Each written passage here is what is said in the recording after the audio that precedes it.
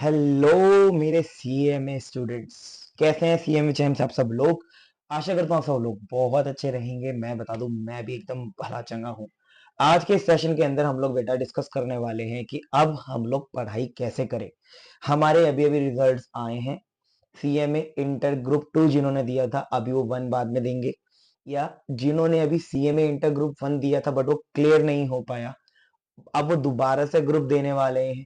तो वो स्ट्रेटेजी क्या होनी चाहिए पेपर नंबर 7 की, या जो पहली बार पेपर दे रहे हैं पेपर नंबर 7 उनकी क्या स्ट्रेटेजी होनी चाहिए, वो सारी बातें हम लोग इस पर्टिकुलर सेशन के अंदर डिस्कस करने वाले हैं सीएमए इंटरमीडिएट वाले स्टूडेंट्स के लिए। अब सीएमए इंटर का पेपर नंबर 7 दो हिस्सों में बटा हुआ है। अभी ये पेपर जरूरी इसलिए है क्योंकि यही पेपर आपका जाके फाइनल लेवल के अंदर एक इंडिविजुअल पेपर बन के आएगा। मतलब डीटी अलग आएगा और आईडीटी अलग आएगा। There will be 2 papers of 100 marks each. अभी क्या पैटर्न रहने वाला है, अभी पैटर्न रहने वाला है बेटा, पेपर नंबर 7 हमारा जो है वो पेपर नंबर 7 दो हिस्सों में बटा है, एक 7A और एक 7B। Now 7A is your direct taxation and 7B is your indirect taxation. Indirect taxation means इसके अंदर आपका जीएसटी प्लस कस्टम्स कवर है। ठीक है, तो दो चीजें इसके अंदर आपके पास हैं। ओके सर, अभी डीटी 50 नंबर का, आईडीटी भी 50 नंबर का आपके सामने है। ठीक है, ओके। अभी सिलेबस की बात करें तो 7A का सिलेबस जो आपके मॉड्यूल में दिया है उसके अंदर बहुत सिंपल सा सिलेबस है। 3 मॉड्यूल है, 1 2 3। ये 1 2 3 जो मॉडल हैं ये अपनी वेटेज के साथ में आते हैं और उनकी वेटेज इनके साथ में लिखी हुई है। अभी मैं बता दूं, इस सेशन के अंदर आपको study plan, ABC analysis, paper pattern and free classes की अनाउंसमेंट, 4 चीजें मैं बताने वाला हूँ। ये चारों चीजें सिंगल वीडियो में कवर है, तो आपको कोई और वीडियो नहीं देखनी है। अभी नियर बाय पेपर के लिए आपके 100 डेज बचे हैं जून अटेम्प्ट के लिए। तो अभी हम लोग फेब में हैं। तो अगर मान लीजिए मैं टाइमलाइन यहाँ पे ड्रॉ कर देता हूँ आपके लिए, तो मेरी जो टाइमलाइन, मेरे हिसाब से आप पढ़ाई करना आपको शुरू करना चाहिए। अगर आपने अभी तक नहीं भी करी है तो भी मैं आपको वो कंसिडरेशन में लेके चल रहा हूँ पीरियड। तो मेरे हिसाब से जो पीरियड स्टार्ट होना चाहिए वो आपका होना चाहिए 20 फरवरी, यानी कि आज से 20 फरवरी से लेके आपका पीरियड मैं लेके चल रहा हूँ 30 मई तक। मैंने जून को पूरा ही छोड़ दिया, जून में पेपर कभी भी हो। अभी आपका 20 फरवरी से लेके 30 मई तक बीच में 100 डेज है। 100 डेज है बेटा बीच में आपके पास। अब इन 100 दिन में आपकी क्या स्ट्रेटेजी रहने वाली है, ये 100 दिन में आप पेपर में 100 दिन में 100 नंबर कैसे ला सकते हो, ये वो वीडियो है। 100 दिन में 100 नंबर आपको अगर चाहिए तो आपको मेरी सारी बातें माननी पड़ेंगी। और लिटरली यकीन रखिए, अगर आप मेरे साथ जुड़े रहते हैं तो आईडीटी के लिए तो फॉर श्योर आपके 50 में से 50 नंबर आ सकते हैं। आईडीटी में 50 में से 50 लाना is not a big deal at intermediate level. And if you are following my lectures, वो मैं डिटेल दूंगा कि कौन से लेक्चर्स अभी हम लोग ले रहे हैं आईडीटी के लिए, उसके बाद आपको डिटेल उसकी भी कंफर्म हो जाएगी। चलिए, अभी मैं आपको बताने वाला था डीटी का सिलेबस। तो डीटी के सिलेबस के अंदर 3 मॉड्यूल हैं। पहला बेसिक है, दूसरा हेड्स ऑफ इनकम और तीसरा टोटल इनकम टैक्स लायबिलिटी वगैरह वाला है। तो इसके अंदर जो मॉडल नंबर 2 है यही मेन है, ये मेन है हमारा मॉडल। ये बेबी है और ये भी बेबी है। लेकिन आप एक चीज ये देखेंगे कि ये दोनों बेबी मिलके 25% बनाते हैं और ये मेन वाला 25% का है। दैट मीन्स कि कहीं ना कहीं अगर बच्चा फर्स्ट एंड थर्ड कर ले तो उसके 25% नंबर जो है वो पक्के हो जाते हैं। 25% नंबर मतलब 25 नंबर, 25 मार्क्स। हालांकि ऐसा नहीं है, इंस्टीट्यूट का फेवरेट मॉडल नंबर 2 है और उसी से ही ज्यादा क्वेश्चंस आते हैं। अभी मैं आपको डीप एनालिसिस में भी लेके चलूंगा, पेपर पैटर्न में भी लेके चलूंगा। अभी मैं बस आपको ओवरव्यू दे रहा हूँ कि मॉडल के अंदर जो दिए हुए हैं आपके इंडेक्स, या आप समझ लीजिए स्टडी मटेरियल में जो आपका मॉडल डिस्क्रिप्शन दिया हुआ है उसमें क्या है। ठीक है, आपकी मॉडल से भी अवगत करा देते हैं। 7B हमारे पास जो पेपर है उसके अंदर बेटा मॉडल नंबर 4 5 और 6, 3 मॉडल 7A के, 3 मॉडल 7B के दिए हुए हैं। इसमें चौथा अगेन बेबी है, पांचवा मेन है, एंड छठा एकदम अलग है क्योंकि वो कस्टम का है, तो कस्टम भी मेन है। इसमें एक ही बेबी है, 2 मेन है। ठीक है, तो ये हमारा मॉडल की बातचीत हुई। इसमें भी सेम वेटेज दे रखी है कि बेबी का फर्स्ट वाला 5%, ये 15% हो गया दोनों मिलके, और ये हमारा हो गया 35%। तो 35 मार्क्स का यहाँ पे ये वेटेज है और 15 नंबर का बाकी वेटेज है। ठीक है, अच्छा चलो, अब मैं आपको बता देता हूं कि बेटा एबीसी एनालिसिस हमारा क्या होना चाहिए। एबीसी एनालिसिस के बाद हम लोग पेपर पैटर्न पाएंगे और फिर हम लोग फाइनली ये बताएंगे आपको, मैं बताऊंगा आपको कि मैं आपका आईआईटी किस तरह कवर करने वाला हूं। चलिए एबीसी एनालिसिस सबसे पहले हम लोग अगर देखें पेपर नंबर 7A का, तो बेटा मॉडल नंबर ए, सॉरी सबसे पहला ए कैटेगरी का। ए कैटेगरी का मतलब ये होता है, ये एडवांस कैटेगरी है बेटा। एडवांस कैटेगरी में आपको आपको कम से कम लर्निंग एक, 3 प्रैक्टिस और 2 रिवीजन लगानी है। एलपीआर टेक्निक के ऊपर हम लोग हर एक चीज करने वाले हैं, ये बात ध्यान रखना। एलपीआर फॉलो करोगे तो बहुत जल्दी आप सब चीज कवर कर जाओगे। एक बार चीजों को सीखो, 3 बार प्रैक्टिस करो, 2 रिवीजन मारो उसकी कम से कम, ठीक है। तो A category is advance category, B category is basic category. Basic category में भी लर्निंग एक रखनी है, 2 प्रैक्टिस रखनी है और 1 रिवीजन रखनी है।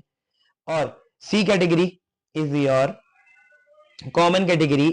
एंड कॉमन कैटेगरी के अंदर बेटा एलपीआर एक एक बार करना है, तीनों को एक बार तो मिनिमम करना ही करना है। इसके अंदर 2 बार है और इसके अंदर 3 बार है। तो ये वेटेज के हिसाब से मैंने आपको बताया है एबीसी एनालिसिस, ठीक है। देखो एबीसी एनालिसिस का मतलब ये नहीं है कि मैं आपको ए बता रहा हूँ बी बता रहा हूँ तो सी आप छोड़ सकते हो, नहीं। मैं आपको ये इसलिए बता रहा हूँ कि जब आप पढ़ाई करेंगे तो आपको पता होना चाहिए कि जो मैं पढ़ रहा हूँ कितना इंपॉर्टेंट है, ताकि उसमें आप टाइम रिलेटिवली कम इन्वेस्ट करें अगर वो इंपॉर्टेंट ना हो। जैसे सी वाला है तो सी में मैंने बताया आपको एक ही एलपीआर लेना है, तो एक ही एलपीआर लेना है तो बेटा मैं उसको ध्यान से पढ़ के खत्म करूंगा, फिर रिवीजन में दोबारा देख लूंगा बस। एडवांस में बिगनिंग से ही लेके चलूंगा कि यार ये एडवांस है तो मुझे अच्छे समझना है।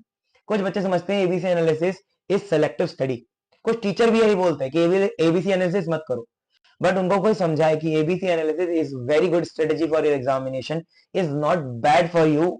आपको एबीसी मतलब सब कुछ करना है, it is just an order कि कब क्या चीज और कितने समय में करनी है। तो हमें सबसे पहले मॉडल नंबर 2 करना है पेपर नंबर 7A में। मॉडल नंबर 2 हमारा 25% का है, जिसके अंदर हेड्स ऑफ इनकम है। और literally from my personal experience मैंने खुद सीएमए इंटर एक बारी में बहुत ग्रुप पार करे हैं with obviously very good marks in taxation. जब मैंने पेपर दिए थे तो डीटी और आईडीटी दोनों अलग अलग हुआ करते थे, तो जब तो पेपर का लेवल और टफ हुआ करता था, अभी तो कंबाइन हो गया तो आपके पास सिलेबस जो है उतना ही है, लेकिन पेपर का पैटर्न थोड़ा इजी हो गया क्योंकि आपको अभी सब चीज बतानी पड़ेगी 100 नंबर में ही। चलो हेड्स ऑफ इनकम पर्सनल मान लो मेरी बात को, तुम हेड्स ऑफ इनकम अगर तुमने कर लिया बेटा, तो बेटा हेड्स ऑफ इनकम करने के बाद नथिंग इज लेफ्ट, आप खाली यही कर लो। हेड्स ऑफ इनकम कर लो, डीटी का आईडीटी का पूरा कर लेना, बात खत्म। आप 80 नंबर ला सकते हो आराम से, 80 प्लस नंबर ला सकते हो। अब हेड्स ऑफ इनकम में क्या क्या आता है बेटा, salary, house property, capital gain, PGBP और आईओएस। अब इसके अंदर फेवरेट चैप्टर जो इंस्टीट्यूट के हैं वो इसी ऑर्डर में है, salary, house property, capital gain, PGBP और आईओएस। अब ये पांचों मिलके 25% का वेटेज तो है, लेकिन पेपर में पर्सनली मेरी बात अगर आप मानोगे ना तो ये आपको 30% तक देखने को मिल जाएगा, मतलब 30 नंबर आपके खाली हेड्स ऑफ इनकम से आ सकते हैं 100 में से। ये सब्जेक्टिव 50 नंबर का है तो इसमें से 50 में से 30 इसी में से आ सकते हैं। बाकी चैप्टर लोलो बोलू है, उसमें कोई दम भी नहीं है, ये चैप्टर बहुत दमदार है। अच्छा अब मैं आपको टाइम बताता हूँ कि कितने टाइम में जो 100 डेज का पूरा है प्लान, उसके अंदर आपको कैसे कैसे डिवीजन करना है। तो बेटा 50 दिन आपको डीटी के लिए देने हैं, 50 आईडीटी के लिए देने हैं। तो हेड्स ऑफ इनकम आपको टोटल दिन जो देने हैं सैलरी को, बेटा सैलरी को एल, पी और आर 3 चीजें हैं, ठीक है। तो सबसे पहले आपको लर्निंग जो करनी है ना बेटा, लर्निंग सैलरी की जो होगी वो आप ज्यादा टाइम लगा के करोगे। लर्निंग के अंदर आपको चीजें समझनी है, प्रैक्टिकल क्वेश्चन उसके पी में आएंगे और रिवीजन में तो रिवीजन सभी चीज की होंगी, क्वेश्चन प्लस कॉन्सेप्ट। तो आपको जो लर्निंग सैलरी की करनी है बेटा वो आपको 5 दिन में कर लेनी है, 5 डेज में, keeping a study time daily of at least 3 hours. 3 घंटे दो इंटरमीडिएट के अंदर, अगर आप बोथ ग्रुप दे रहे हो तो बेटा दो दो सब्जेक्ट का गुच्छा बनाओ, ठीक है। अगर आप सिंगल ग्रुप दे रहे हो तो एक एक सब्जेक्ट करो फिर, लेकिन ये बात याद रखना कि उसको 2 सब्जेक्ट जो आप गुच्छा बना रहे हो वो 1 महीने में खत्म हो जाना चाहिए बोथ ग्रुप में। अगर सिंगल ग्रुप दे रहे हो तो फिर वो एक सब्जेक्ट 1 महीने में खत्म हो जाना चाहिए, एलपीआर तीनों चीजें, ठीक है। 3 हर एक दिन में आपको देना पड़ेगा डीटी को, शुरू में डीटी करो बाद में आईडीटी करना, ओके। चलो सैलरी को 5 दिन दो लर्निंग के लिए, इसके प्रैक्टिकल क्वेश्चन के लिए आप अगेन 3 दिन देंगे और इसके रिवीजन के लिए आप 2 दिन देंगे। तो बेटा 10 दिन आपके यहाँ पे सैलरी में निकल जाएंगे, ठीक है। 10 डेज आपके टोटल मिला के सैलरी चैप्टर में लगने चाहिए, 3 आवर पर डे के हिसाब से 30 घंटे में आपका ये खत्म होना चाहिए। ये सेल्फ स्टडी की मैं बातें कर रहा हूँ, अगर आप कोचिंग लेते हैं तो फिर वो आप एक्सेप्शनल केस में पहुंच जाते हैं, ठीक है। इसके बाद हाउस प्रॉपर्टी बेटा, हाउस प्रॉपर्टी का एल में लिख देता हूँ, हाउस प्रॉपर्टी का एल में लिख देता हूँ आपके लिए। हाउस प्रॉपर्टी का एल जो होना चाहिए वो होना चाहिए बेटा 3 दिन, और एक दिन इसकी प्रैक्टिकल प्रॉब्लम में लगने चाहिए और एक ही दिन आपके रिवीजन में लगने चाहिए। तो बेटा 5 दिन यहाँ हो गए, ऊपर 10 नीचे 5, 15 दिन बीत चुके हैं, टोटल 50 दिन ही हमारे पास यहाँ है। कैपिटल गेन बड़ा चैप्टर है अगेन, तो इसके अंदर 5 दिन आपको लर्निंग में देने हैं, अगेन 3 दिन प्रैक्टिकल में और 2 दिन रिवीजन में, तो 10 दिन यहाँ हो गए, 10 10 20 और 5 25 दिन आपके, मतलब आधा समय निकल गया। इसके बाद पीजीबीपी उससे भी बड़ा चैप्टर है, तो बेटा आपको यहाँ पे लर्निंग में 8 दिन देने पड़ेंगे, और 8 दिन के बाद आपको उसके प्रैक्टिकल में 10 दिन, सॉरी 4 दिन देने पड़ेंगे, और 3 दिन आपको रिवीजन में देने पड़ेंगे। तो बेटा यहाँ पे हो गए पीजीबीपी के 15 दिन, 15 पीजीबीपी के दिन हो गए, और 10 दिन कैपिटल गेन के हो गए, 5 दिन हाउस प्रॉपर्टी, और हमारे यहाँ पे 10 दिन सैलरी के। तो 10 20 25 30 40 दिन बीत गए, अभी 40 दिन बीत चुके हैं, बचा आईओएस। तो आईओएस इसमें आपको 5 दिन देने हैं। 5 दिन के अंदर अंदर बेटा आपको क्या क्या करना है मैं बता देता हूँ। आपकी जो लर्निंग होने वाली है बेटा, लर्निंग 3 दिन की होगी, एल 3 दिन, प्रैक्टिस 2 दिन और 1 दिन रिवीजन। ये आपका पूरा काम आईओएस का होने वाला है। तो सर इसमें कितने दिन बीत गए आप देख ही सकते हैं, 15 15 30 40 और 45 दिन आपके बीत चुके, बचे 5 दिन। उन 5 दिन के अंदर आपको ये सारी चीजें करनी है। सर आपने ज्यादा एम्फेसिस दे दिया हेड्स ऑफ इनकम के ऊपर, मैं जानता हूं बेटा, उसका रीजन बेटा ये है कि वो आपको मेनली करना है। एक बार आपने उसको कर लिया तो ये सब चीजें ये भी और ये बेसिक वाली चीजें भी सब मिला के आपको 5 दिन में करना है। देखो मैं जानता हूँ ये थोड़ा आपके लिए कठिन है, तो मैं आपको वैसे तो बोल रहा था कि 50 50 दिन आप दोनों में बांट लो, 50 50 कर लो, लेकिन आईडीटी रिलेटिवली बहुत आसान है, उसमें मैं आपको क्लासेस भी दे रहा हूँ तो वो जल्दी हो जाएगा। इसलिए मैं बोल रहा हूँ आप डीटी में क्या कर लो ना, डीटी में 60 दिन कर लो, चलो 40 दिन आईडीटी कर लो, कोई बात नहीं, 50 50 भी कर सकते हो, कोई दिक्कत नहीं है। मैंने आपको मैक्सिमम टाइम दिया, अगर आप जल्दी कर लेते हो आप जल्दी कवर कर लोगे। एज अ टीचर मैं आपको मैक्सिमम टाइम देके चल रहा हूं, क्योंकि अभी 100 दिन आपके पास लगभग हैं बचे हुए। चलो अगर मैंने यहाँ 60 दिन कर दिया तो 5 दिन आपका हो जाएगा मॉडल 3 के लिए, ठीक है, लर्निंग प्लस आपका 2 दिन प्रैक्टिस और 1 दिन आपका हो जाएगा रिवीजन का। ठीक है, तो ये हो गया हमारा 8 दिन, यहाँ पे 5 2 7 और 1 8, और 2 दिन आपके पास बच जाएंगे यहाँ पे, जिसमें से आप 1 दिन प्रैक्टिकल और 1 दिन रिवीजन करेंगे। क्योंकि ये सारे जो है चैप्टर ना बहुत छोटे छोटे हैं, इनको आपको करने में ज्यादा समय लगना भी नहीं है। तो आप मेरी बात मानिए, तो मॉडल नंबर 1 को बहुत आराम से आप 2 दिन में खत्म कीजिए, उससे ज्यादा वेटेज मत देना, क्योंकि पेपर में इतना पूछा ही नहीं जाएगा। Model number B, sorry model number 3 जो है हमारा, मॉडल नंबर 3 को आप दोगे 8 दिन, 8 डेज बेटा, 24 घंटे, 24 आवर्स। इसको आप देने वाले हो 2 दिन, तो मतलब आप देने वाले हो इसको 6 आवर्स। अब इसको जब आप देने वाले हो, इसको आप देने वाले हो, कितने दिन हो गए हमारे पास, 45 दिन। तो बेटा 45 मल्टीप्लाई बाय 3 कितना हो गया, 15 4 12 और 1 13, 135 घंटे हो गए लगभग। हाँ 135 घंटे आप देने वाले हो। यकीन मानो हेड्स ऑफ इनकम अच्छे से समझ जाओगे तो बाकी चैप्टर में टाइम लगने ही नहीं वाला, बाकी चैप्टर बस एक ही इंपॉर्टेंट बचेगा आपका, रेजिडेंशियल स्टेटस। स्लैब रेट और टैक्स कैलकुलेशन आप हेड्स ऑफ इनकम में ही सीख जाओगे, यकीन मानो, कुछ बहुत बड़ी बात नहीं है उसमें। एग्रीकल्चर इनकम और रेजिडेंशियल स्टेटस ये दोनों चैप्टर थोड़े से हैं ट्रिकी, इनमें टाइम लग सकता है। बाकी एडवांस टैक्स रिटर्न वगैरह ये सब तो आप गल्प कर लो, खत्म हो जाएगी कहानी, कुछ ज्यादा चीजें इसमें है नहीं।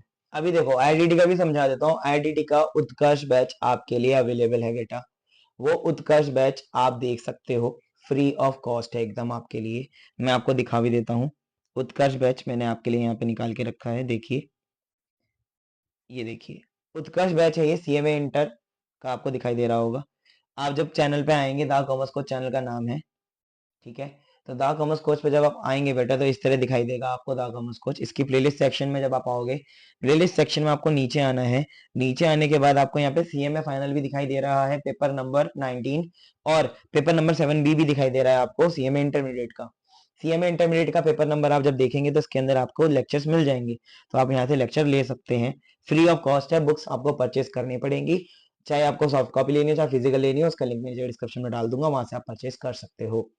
उत्कर्ष बैच इन डेप्थ बैच है, रिवीजन नहीं है, वो देखना मोर देन इनफ है। तो अगर आप डीटी में 60 दिन देते हो, आईडीटी में 40 दिन ही देते हो, ठीक है, अगर आप आईडीटी भी बढ़िया तरीके से कर लेते हो ना, तो आप आईडीटी में 50 में से 50 ले आना, और डीटी में केवल 10 प्लस ले आओगे ना, तो भी आपके 60 प्लस बन जाएंगे।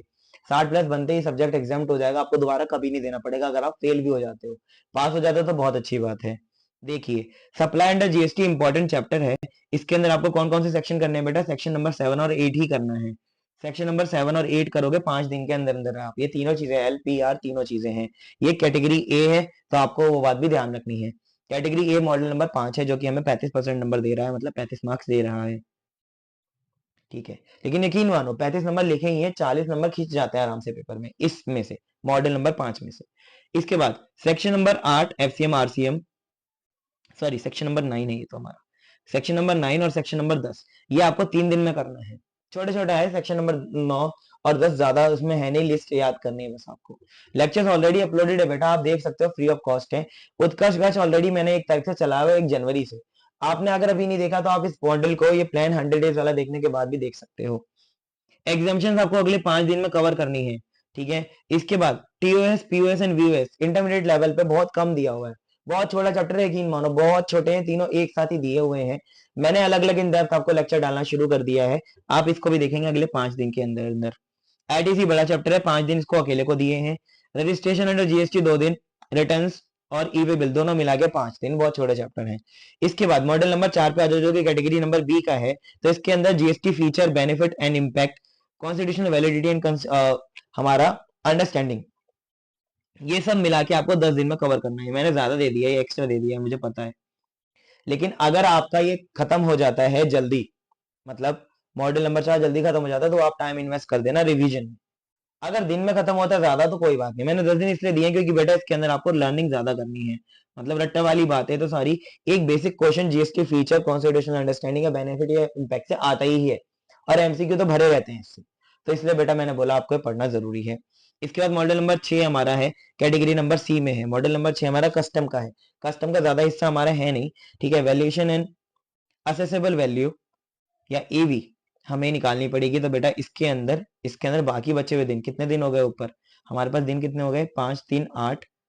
ठीक है, और ये हो गया 10, 1 मिनट, 5 5 10 15 20 25 और 30 दिन हो गए, 40 दिन हो गए ऊपर, तो बचे हुए 10 दिन, 10 डेज आप यहाँ पे दे सकते हो बेटा। ठीक है, लेकिन सर अभी तो हमारे पास मैक्सिमम 40 दिन ही है, तो मैंने एक मार्जिन आपका एक्स्ट्रा लेके चला है कि अगर आपका DD कवर जल्दी हो जाता है तो आप IDD में टाइम इन्वेस्ट कर देना, IDD जल्दी खत्म हो जाता है तो आप DT में टाइम इन्वेस्ट कर देना, वो आपकी अपनी मर्जी है। ठीक है बेटा, हाँ सर समझ में आ गया। या तो चलो मैं ऐसा करता हूँ ना, इसको 10 दिन वैसे लगने नहीं वाले हैं, तो इसलिए मैं इसको 5 ही कर देता हूँ। 5 दिन आप कस्टम को दे देना, 5 दिन में कस्टम खत्म हो जाएगा, तो 40 दिन का पूरा हो जाएगा आपका प्लान। ठीक है, देखो 5 दिन यहाँ हो गए, 5 5 10 15 20, ठीक है, 25, और ये हो गया हमारा 30, 35 और 40 दिन में पूरा खत्म हो जाएगा आपका IDT। ठीक है, इंक्लूडिंग कस्टम्स। तो बेटा क्लासेस तो आपको मैंने सारी अपलोड कर रखी हैं ऑलरेडी, चल रही हैं, लाइव होती हैं 8 बजे डेली। अभी हम लोग VOS तक पहुंच गए हैं, हमने कवर क्या क्या कर लिया? सप्लाई कर लिया, RCM FCM और कंपोजिशन लेवी कर लिया। अभी हम लोग POS कर चुके हैं, VOS पे चल रहे हैं। इसके बाद एग्जामिनेशन, ITC, रजिस्ट्रेशन, छोटे छोटे चैप्टर करेंगे। ठीक है बेटा, टेंशन आपको लेनी नहीं है। मैंने आपको जो प्लान बताया इससे आपके आराम से 100% मार्क्स आ सकते हैं। ये तो प्लान की बात हो गई। अब हमारे पास आ गया पैटर्न। तो बेटा पैटर्न कैसा रहता है पेपर का, वो भी मैं आपको बता देता हूँ।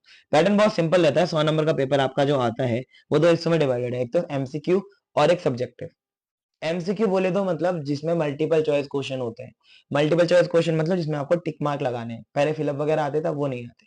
मल्टीपल चॉइस क्वेश्चन बेटा 30 नंबर के आते हैं।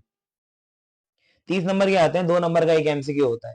तो बेटा 15 नंबर का 15 मार्क्स का आपका DT में से आएगा, और 15 मार्क्स का आपका IDT में से आएगा। अब आप सोच रहे हो जब 2 नंबर का एक क्वेश्चन है तो कैसे हो सकता है? तो बेटा ये सब बिल्कुल सही सोच रहे हो, 2 नंबर का अगर एक क्वेश्चन है तो DT से ऐसे तो 7.5 क्वेश्चन बने, 7.5 नहीं आएंगे, तो इसलिए DT में से 8 आते हैं, IDT में से 7 आते हैं, या IDT में 8 आ सकते हैं, इसमें से 7 आ सकते हैं। टोटल आपके नंबर ऑफ क्वेश्चंस होंगे जो, वो होंगे बेटा आपके टोटल मिला के 15 MCQ होते हैं।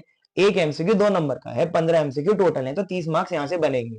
अब 7 आ सकते हैं DT में से, और अगर 7 DT में से आता है तो 8 IDT में से आएंगे, तो ये चेंज होता रहता है। ठीक है, सब्जेक्टिव 35 नंबर फिक्स है। इसके अंदर क्वेश्चन नंबर 2 3 4 5 ये DT से होते हैं 4 क्वेश्चन, 6 7 8 IDT से क्वेश्चन होंगे 3। टोटल 7 क्वेश्चन आते हैं, 7 में से आपको कोई भी 5 करने हैं तो आपके पास इंटरनल चॉइस होती है हमेशा, कोई भी 5 करने हैं। अभी देखो यहाँ पे आपका एक प्लस पॉइंट है, अगर मान लो एक बच्चे का आईडीटी स्ट्रांग है, बेटा आईडीटी क्या है, स्ट्रांग है, तो उसने ये 3 क्वेश्चन करे, और और एक बात याद रखना, उसने यहां से खाली कितने करे, 2 क्वेश्चन, तो 2 क्वेश्चन वो छोड़ सकता है डीटी में से, उसने पूरे मार्क्स उठाए डीटी में से और खाली 2 क्वेश्चन करे डीटी में से। अगर उसका डीटी स्ट्रांग है तो बेटा फिर वो 4 क्वेश्चन यहां से करके आपका सिर्फ 1 क्वेश्चन आईडीटी में से कर सकता है। तो ये इंटरनल चॉइस आपको पूरे पेपर में मिलती है कि पूरे पेपर में 7 क्वेश्चन है, उसमें से कोई से भी 5 करने हैं, 14 नंबर का एक क्वेश्चन होगा, इसके अंदर 2 पार्ट होंगे, 7 मार्क्स का, या हो सकता है अदर मार्क्स का भी हो, लेकिन 14 नंबर का टोटल क्वेश्चन होगा आपका, 5 क्वेश्चन आपको वही भी करने हैं 7 में से। ये इंटरनल चॉइस आपके पास रहती है बेटा। क्वेश्चन नंबर 3 4 5 मतलब 4 क्वेश्चन डीटी के, 3 क्वेश्चन आईडीटी के आपके पेपर में आते ही आते हैं, इसलिए मैंने डीटी को 60 दिन दिए, 60 60 दिन, क्योंकि ज्यादा मार्क्स का इंटरनल चॉइस वाला आ रहा है, और 40 दिन आपको मैंने दिया आईडीटी में।